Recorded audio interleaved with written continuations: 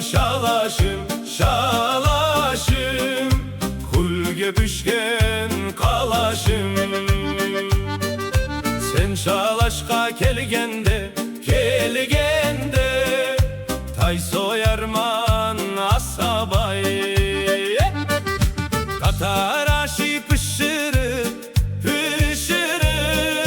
may koyarman asabay. Uyum aldı şukur şuk şeytan kazgan asabay.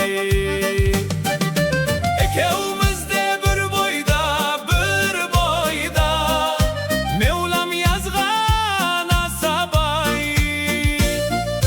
Haydi oynayık toy yasayık asabay.